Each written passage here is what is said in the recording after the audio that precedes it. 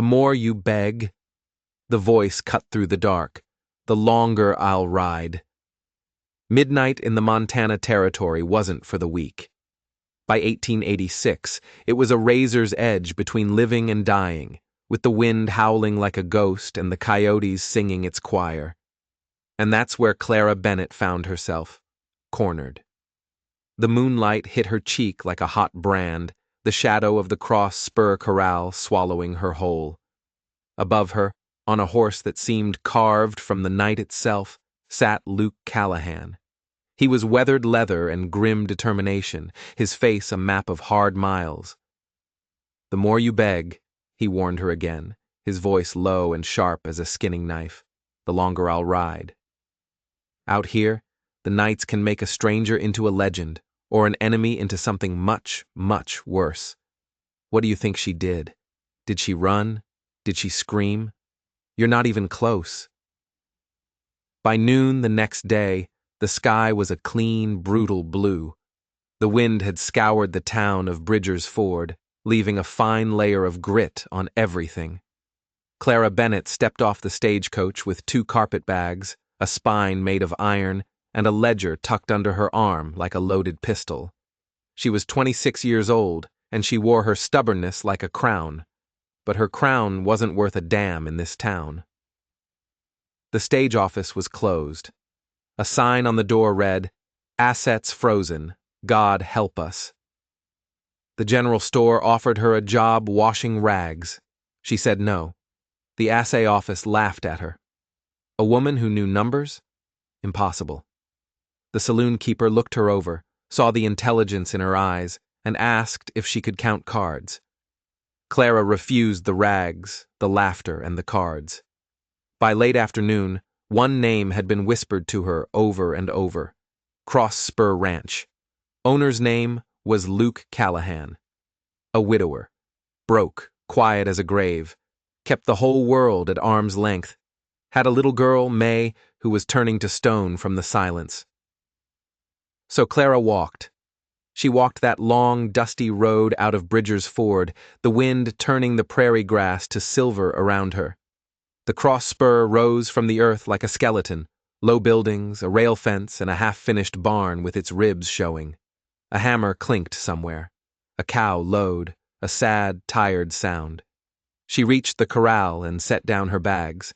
A small figure peered through the rails, freckled nose, serious mouth, wearing a man's hat. "You lost?" the child asked. "Never on purpose," Clara said. "Is your foreman around?" The child jerked a chin toward the horizon. A single rider, silhouetted against the dying sun. He rode like a man who'd learned the hard way that there's no such thing as going back, only forward. When he reined in his horse, the dust settled around him like a shroud. "You're on private range," he said. His voice was the same one from the midnight corral. But this wasn't midnight. This was business. "I'm here to make you richer," Clara shot back, her voice steady as a rock. "Your books are bleeding out. I can stop it." His eyes, the color of cold creekstone, narrowed. "Name's Clara Bennett." He dismounted in one fluid, controlled motion. "Luke Callahan. You have 5 minutes to explain why I should hire a woman who looks like she's carrying more trouble than luggage." "Because trouble already lives here," she said, holding up her ledger. "And it's gotten sloppy. Let me show you." A muscle twitched in his jaw. It wasn't quite a smile, but it wasn't anger either. It was something else, something interested. 5 minutes, he repeated. And not a second more. Luke Callahan didn't bring strangers into his house. It was a rule, but he brought Clara in. The place was big, spare, with good bones and a silence so deep it felt loud. The child from the corral was there, sitting at the end of a long wooden table. She wasn't a boy, after all, just a girl in her father's hat. Her hair was in 2 tight braids, and she clutched a slate to her chest like a shield. Her name was May, and she watched Clara with the wide, terrified eyes of a fawn cornered by a wolf. Clara ignored the silence. She ignored the girl's fear. She spread invoices and receipts across the table like a general laying out battle plans. "You pay top dollar for salt," she began, her finger tracing a line in the dust on the table. "But you're losing pennies on every pound of beef you sell to Harper's Mercantile in town. Your freight charges are nearly double what they should be on the westbound loads. Only the westbound ones." She tapped a final, lopsided number. "And this is either the worst arithmetic I've ever seen, or someone is stealing from you, skimming just a little bit at a time, small enough they think you won't notice." Luke's gaze went from sharp to lethal. "Who?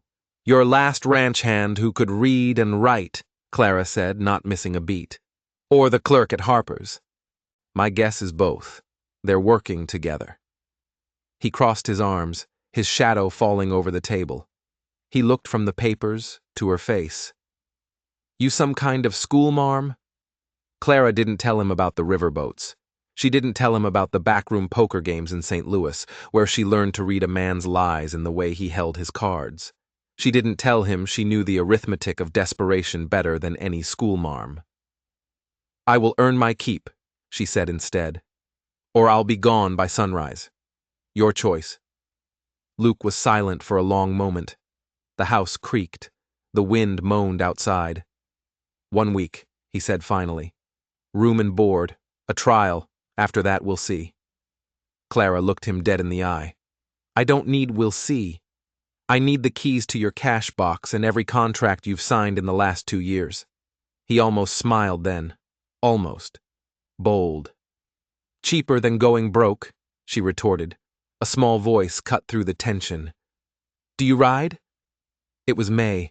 She'd crept halfway down the table, her eyes fixed on Clara. "I do," Clara said softly. "And when I fall off, I do it with style." For the first time, the girl's mouth twitched into something that resembled a smile. Luke saw it, and for a flicker of a second, a look of profound, fragile hope crossed his face. It was there and gone like a lightning flash. "Keys are in the desk," he grunted, turning away. "Supper is at sundown. Don't be late." Clara got to work. The numbers on the page told a story. It was a story of betrayal, slow and patient. A penny here, a dollar there. A few pounds shaved off the weight of a cattle shipment. A few extra dollars tacked onto a freight bill. It was death by 1,000 cuts. Outside, the wind howled. Inside, May sat at the table, scraping her chalk across her slate, pretending not to watch Clara's every move. She looked like a girl who had a million questions but had forgotten how to ask them. By sundown, the financial leak had a shape. By midnight, it had 2 names: a fired ranch hand named Jed and the clerk at Harper's Mercantile. But Clara had a cold feeling in the pit of her stomach. This was too neat, too simple. This wasn't just about skimming.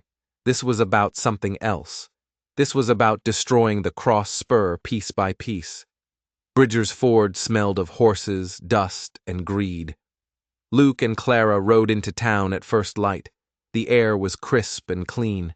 The tension between them was so thick you could cut it with a knife. He was a man of action, of fists and rifles. She was a woman of numbers and ink. He was there to crack skulls. She was there to crack a conspiracy. "Let me handle this," she said, as they hitched their horses outside Harper's Mercantile. "My ranch, my money," he growled. "And my numbers," she said, her voice like flint. "You go in there like a thunderstorm, and all the evidence will blow away. Let me be the drizzle. I'll soak in and find the rot." He stared at her, then gave a curt nod. He didn't like it, but he knew she was right. Harper's store was a temple of organized clutter.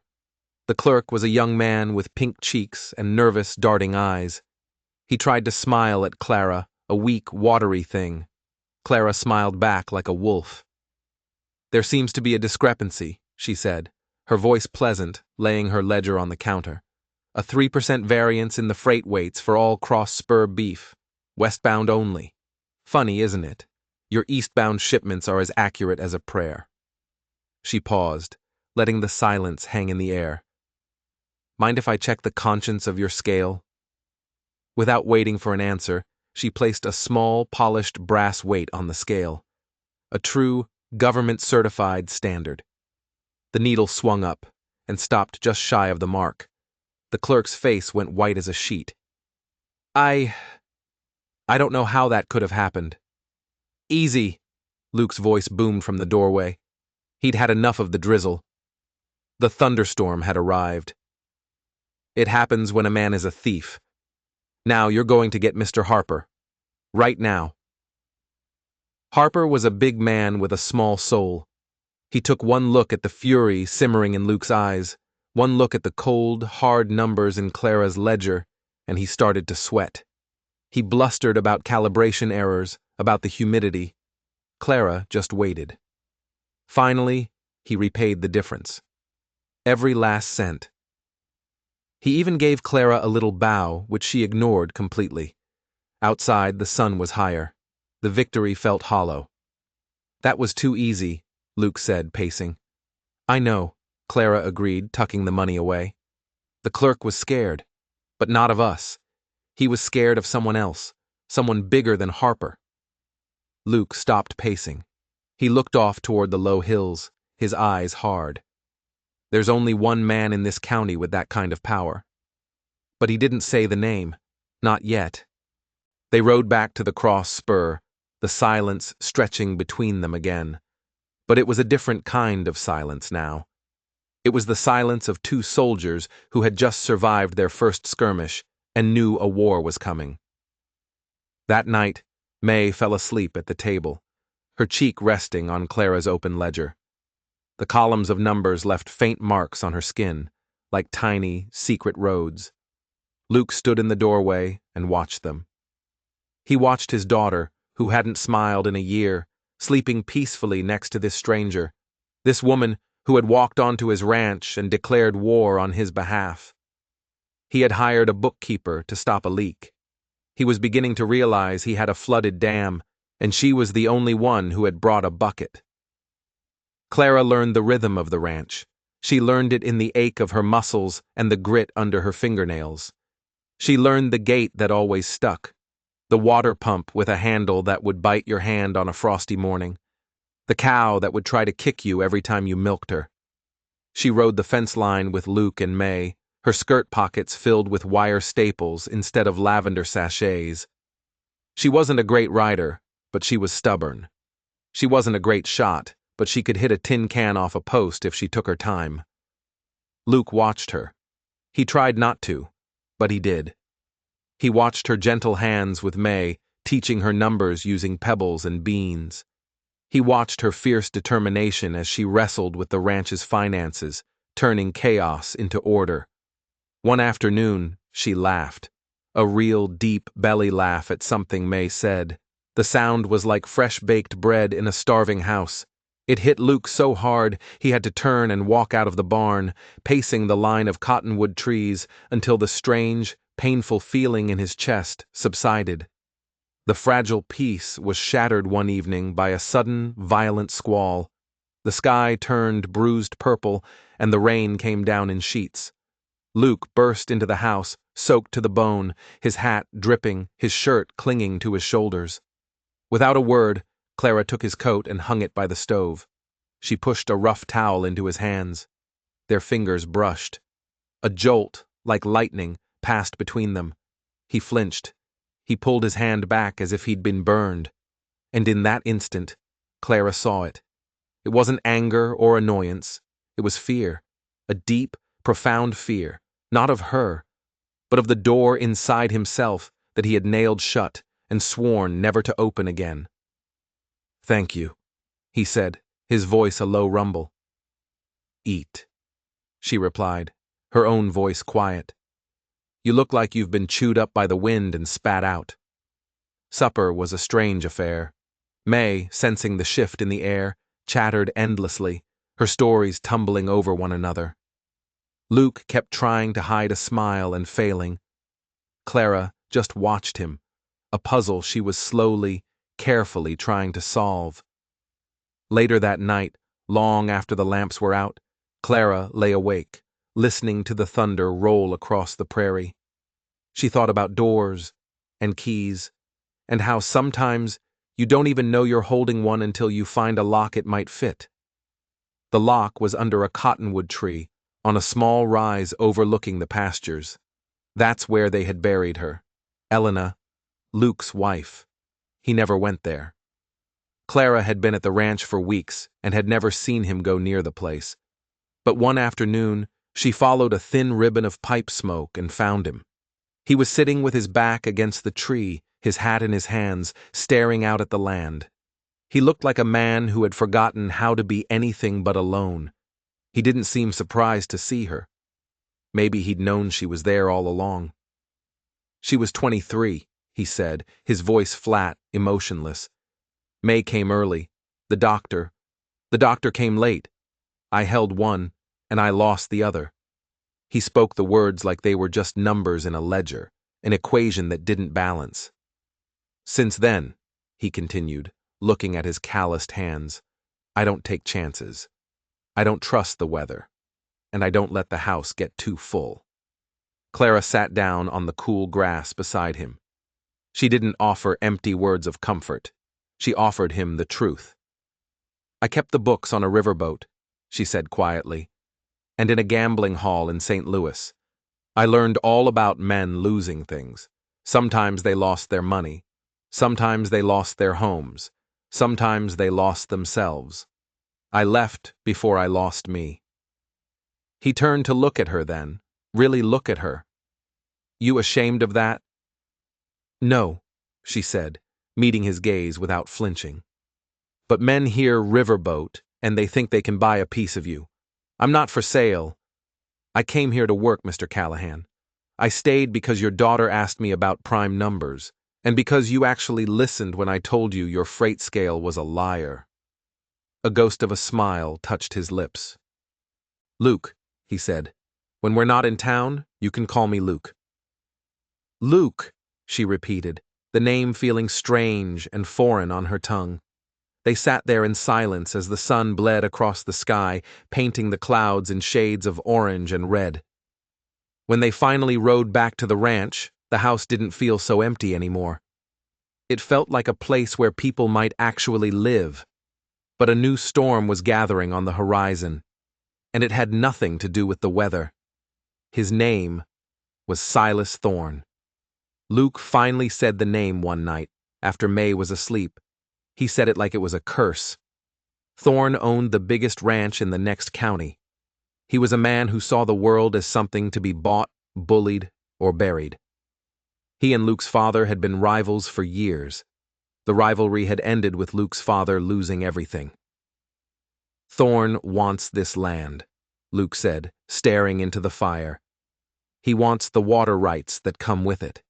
He tried to buy me out after Elena. After she died. I told him to go to hell.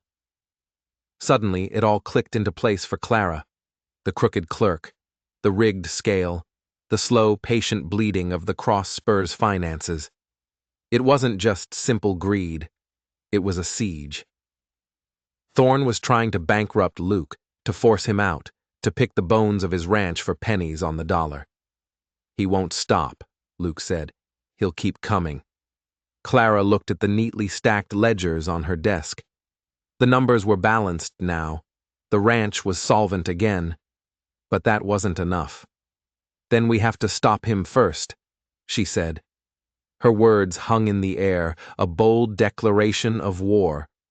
Luke looked at her, and for the first time since she'd arrived, he saw her not as a bookkeeper, not as a helpmate for his daughter, but as an ally. A fighter. The next morning, the first real shot was fired. It wasn't a bullet. It was an axe. One of the main support beams in the barn had been hacked nearly in two during the night. It was meant to look like an accident, like rot. If Luke hadn't noticed the fresh cuts, the whole roof would have come down on him during morning chores. There was no proof it was Thorne. There never was. But they both knew. The war had gone from financial to physical. And then, a man in a dusty city suit rode into Bridger's Ford. He checked into the hotel, bought a drink at the saloon, and started asking questions. He was looking for a woman with dark hair and clever eyes who was good with numbers. A woman who had been working on a riverboat in St. Louis a few months back. He had a name for her, Lena, and he had a charcoal sketch. The saloon keeper took one look at it and knew exactly who the man was looking for. The strange, stubborn woman who'd shown up out of nowhere and was now living out at the Cross Spur Ranch with the widower Callahan. The man in the suit smiled, paid for his drink, and rode out toward the Cross Spur. His name was Agent Davies, and he was a Pinkerton. Clara was on the porch, showing May how to mend a tear in her dress, when she saw the rider approaching. He wasn't a cowboy. He rode a fine horse, but he sat it like a man more used to a desk chair. He wore a bowler hat and a suit that was wilting in the Montana heat. Her blood ran cold. She knew instantly who he was and why he was here. Her past, the one she had run so hard and so far from, had finally caught up. She sent May inside before the man reached the house. Luke came out of the barn, a hammer in his hand, his eyes narrowed with suspicion. "Can I help you?" he asked, his tone leaving no doubt that he'd rather the man turn around and leave. The Pinkerton, Davies, dismounted. He tipped his hat. "I'm looking for a Miss Clara Bennett. Or perhaps she goes by another name. Lena, maybe." He held up the sketch. It was her. There was no denying it.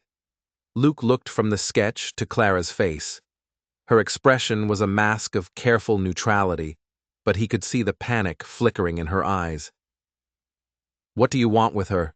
Luke asked, stepping slightly in front of Clara. "I just have some questions," Davies said smoothly. "About a matter in St. Louis. A high-stakes card game, a disagreement. A man ended up dead. Your Miss Bennett, or Lena, was his bookkeeper. She saw everything." Then she vanished. Murder. The word hung in the hot, still air like a vulture. Davies wasn't accusing her of the crime. He was accusing her of being a witness who had run. To a man like Luke, a man who faced his problems head-on, running was the act of a coward, or a liar, or someone with something to hide. This was Thorne's doing. It had to be. He must have dug into her past, found this loose thread, and pulled it. He was trying to drive a wedge between them, to isolate Luke again, and it was working. Clara could see the doubt creeping into Luke's eyes. The trust they had so carefully built, day by day, was starting to crumble. "I need you to come back to town with me, ma'am," Davies said, "just to give a statement." "No," Luke said. The word was final. "She's not going anywhere." Davies raised an eyebrow. "Are you obstructing a federal investigation, Mr. Callahan?" "She works for me," Luke said, his grip tightening on the hammer, "and she's not leaving this ranch." Davies sighed, a theatrical display of disappointment. "Very well, but I'll be in town, and I will be back. Don't think for a second this is over." He tipped his hat again, mounted his horse, and rode away, leaving a cloud of dust and suspicion in his wake. Luke didn't look at Clara. He just turned and walked back into the barn. The sound of his hammer, when it started again, was angry and violent. The wedge had been driven. That night the house was silent again, but this time it was a cold, hostile silence. May sensed it, staying in her room, a quiet little ghost. Clara found Luke in his office, the ranch's cash box open on his desk. He was staring at it, but not seeing it. "You think I stole from you," she said, her voice barely a whisper. He looked up, his face grim. "The thought crossed my mind." "My name is Clara," she said, stepping into the room. "It always has been. The man on the riverboat, the gambler. He called me Lena. It was a nickname. He was a cheat named Marcus Thorne." Luke's head snapped up. "Thorne?" "His cousin," Clara clarified. "A small-time grifter who dreamed of being a big-time player. He thought he could cheat the wrong men. One night, he did. They caught him. There was a fight. A gun went off. Marcus was dead." She took a deep breath. I didn't see who pulled the trigger. It was chaos. I just ran. I took the money I was owed, nothing more, and I ran. I knew they'd come looking for me. Not because they thought I did it, but because I knew too much about all of them. So I ran until I couldn't run anymore. And I ended up here. She looked him in the eye, her gaze unwavering. That's the truth, Luke. All of it. He searched her face, looking for a lie, for any sign of deception. He saw nothing but exhaustion and a desperate, defiant honesty. Marcus Thorne's cousin, he said, more to himself than to her. This isn't a coincidence. No, she said. Silas Thorne is playing a bigger game than we thought. He's not just trying to take your ranch. He's trying to bury us both. The doubt in Luke's eyes slowly faded, replaced by a cold, hard certainty. He closed the cash box. He started this, Luke said, his voice low and dangerous. We're going to finish it. The war had a new front. It wasn't just about land and water anymore. It was about survival. But Silas Thorne wasn't their only problem.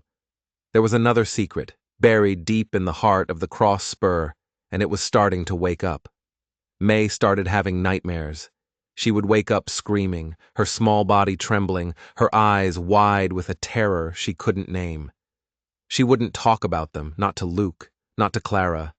She would just retreat further into her shell of silence. Then she started drawing. She filled her slate with frantic, chalky scribbles. They were always the same, a tall, dark figure, a shadow man with no face. He was always standing in a doorway, or by a bed. One afternoon, Clara was looking at one of the drawings. The shadow man was holding something, a small, thin object. What's this, sweetie? Clara asked gently. May just shook her head, her eyes filling with tears. Clara looked closer. The object had a faint red glow at the tip. It was a cigar, a specific kind of cigar, thin, dark, with a red band near the end. Clara felt a chill crawl up her spine. She'd seen a cigar like that before, in St. Louis. It was the brand Marcus Thorne's powerful cousin, Silas, always smoked. He had a whole box of them imported from Cuba. He was never without one. She looked from the drawing to May's terrified face. May, she said, her voice tight. This shadow man, have you seen him before? May nodded, a single jerky motion. When? Clara pressed. When did you see him? May looked toward the window, toward the cottonwood tree on the hill. She didn't say a word, but she didn't have to. The night her mother died. The doctor came late. That's what Luke had said. But what if he wasn't just late? What if he was kept away? What if someone else was in that room? A shadow man, smoking a cigar, watching. The blood drained from Clara's face. Silas Thorne wasn't just trying to ruin Luke. He had been trying to ruin him for years, and his cruelty knew no bounds. He hadn't just come to the ranch to offer to buy Luke out after his wife died. He had been there when she died. He had made sure of it. Thorne escalated his attacks. It was no longer subtle. Cut fences became a common sight. Small groups of cattle were driven off in the night, just enough to be a constant, draining nuisance. His men would ride along the cross spur property line, just out of rifle range, their presence a silent threat. Luke and his ranch hands were stretched thin, riding patrols day and night. The ranch became an armed camp. Every shadow was a potential enemy. Every gust of wind sounded like approaching hoofbeats. One night, they found it nailed to the front door, a single perfect white cattle skull. In the empty eye socket was a thin, dark cigar with a red band. It was a message and a death threat. May saw it and refused to leave the house for days. Clara knew they couldn't win a war of attrition. Thorne had more men, more money, more power. They couldn't outfight him, so they had to outthink him. He's a businessman, Clara said to Luke late one night, poring over maps of the county. A crooked one, but a businessman nonetheless. Everything he does is about profit, about acquisition. He's not just driving off your cattle for spite, he's selling them. There's only one railhead big enough to handle that kind of traffic without raising questions, Luke said, his finger landing on a town 50 miles to the east. But the brand inspector there is an honest man. Then the brands are being changed, Clara concluded, and that takes time. And a secluded place. She traced a line on the map, her finger moving through a series of canyons and box valleys in the Badlands that separated the cross spur from Thorne's ranch. Somewhere in here. A place to hold the cattle, change the brands, and then drive them to the railhead. It was a long shot, a dangerous one. If they were caught, Thorne's men would not leave any witnesses. But it was the only shot they had. They left before dawn, just the two of them. They rode hard and fast, keeping to the low ground, their rifles in their scabbards, their faces set and grim. By midday, they found it. A narrow, hidden canyon, easily defensible, with a small stream running through it. And in the canyon were at least 50 head of cattle, all of them wearing the cross spur brand. They could hear men's voices echoing off the canyon walls. They crept closer, staying hidden in the rocks. There were 4 of Thorne's men, gathered around a fire, heating branding irons. And standing with them, giving orders, was the last person they expected to see. The sheriff of Bridger's Ford. The law in the county wasn't just blind, it was on Silas Thorne's payroll. They were completely and utterly alone. There was no one to turn to, no one to call for help. Luke's hand went to his rifle. His instinct was to fight, to charge in and take them all down. Clara put a hand on his arm, stopping him. "We can't," she whispered. 5 against 2, in the open. We'd be dead before we got off 3 shots. "So we just let them go," he hissed, his voice full of rage. "No," she said, her mind racing, clicking through possibilities like the tumblers in a safe. "We don't let them go. We expose them. We need proof, something undeniable." She pointed toward the sheriff's saddlebags draped over a rock near the fire. "The sheriff has to keep records, a logbook. If he's falsifying reports to cover for Thorne, it'll be in there." It was an insane risk, but it was better than a suicide charge. While Luke created a diversion, a rock slide on the far side of the canyon that sent 2 of Thorne's men scrambling to see what had happened, Clara moved. She was a ghost, silent and swift, flitting from boulder to boulder. The gambling halls of St. Louis had taught her how to move through a room without being seen. The open prairie had taught her how to use every shadow, every dip in the land. She reached the saddlebags. Her fingers, stained with ink and trembling with adrenaline, worked at the buckles. She pulled out the logbook. Flipping through the pages, she found it. False entries, reports of investigating rustling claims on Thorne's land when he was the one doing the rustling. Payments, disguised as informant fees, recorded in a simple code. It was the smoking gun. She shoved the book inside her shirt and started to creep back, but her luck had run out. A loose pebble skittered under her boot.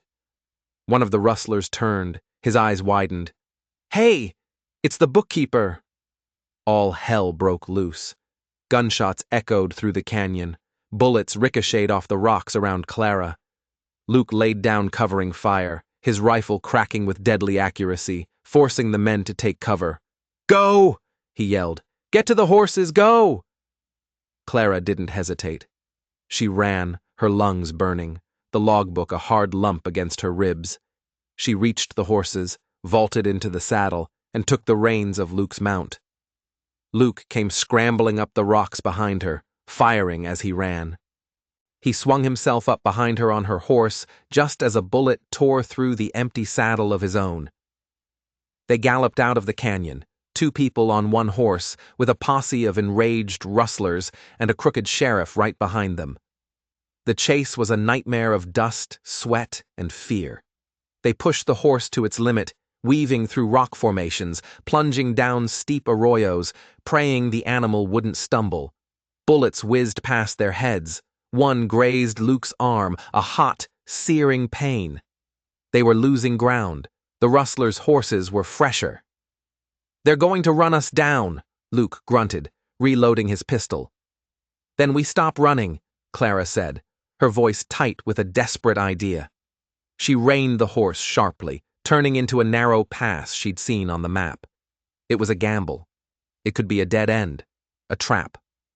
The pass twisted and turned, and then opened into a small, bowl-shaped clearing. At the far end, the rock wall rose a sheer 100 feet. It was a trap, and they had just sprung it on themselves. The rustlers and the sheriff rode into the clearing, blocking the only way out. They fanned out, their guns drawn, triumphant smiles on their faces. "Nowhere left to run, Callahan," the sheriff sneered. Luke and Clara dismounted, standing back to back, their guns in their hands. They were out of options, out of time. "The book's not going to do you any good if you're dead," the sheriff said. "Hand it over." "The more you beg," Clara said, her voice ringing with a cold, hard defiance that stunned even Luke. "The longer I'll ride." She was quoting the line she'd heard in a St. Louis back alley, the line a man had sneered at her just before he tried to kill her. She was taking back the fear and throwing it in their faces. The sheriff laughed. "Tough words. Let's see if you can back them up." He raised his pistol. And then, from the rim of the canyon above them, a voice called out, "I'd drop it, Sheriff, if I were you." They all looked up. Lining the rim of the bowl, rifles in their hands, were a dozen men. Ranchers. The very men the sheriff had been sworn to protect. Men from the surrounding spreads who had also been losing cattle. Men who had finally gotten tired of the sheriff's excuses. And standing with them, holding a sketch in his hand, was the Pinkerton, Agent Davies. It turned out Davies wasn't just investigating a murder in St. Louis. He was investigating a much larger criminal enterprise run by Silas Thorne, spanning 3 territories. The murder was just a loose end. When Davies heard about the trouble at the cross spur, he realized it was all connected. He'd been gathering the other ranchers, building a case, waiting for the right moment. The trap hadn't been for Clara and Luke. It had been for the sheriff, and he had walked right into it. The rustlers dropped their guns. The sheriff's face was a mask of disbelief and fury. It was over. Justice had finally come to Bridger's Ford. The takedown of Thorne's empire was swift and total. With the sheriff's logbook and the testimony of his captured men, Agent Davies had everything he needed. They found a hidden ledger in Thorne's office, detailing years of extortion, bribery, and murder. They found the doctor who had been paid to be late on the night Elena Callahan died. He confessed everything.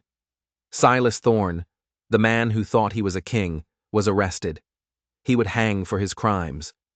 The cloud of fear that had hung over the county for years finally lifted. A few days later, Agent Davies came out to the cross spur. He sat on the porch with Luke and Clara, sipping coffee. "The man who killed Marcus Thorne in St. Louis was caught," he said. "He confessed.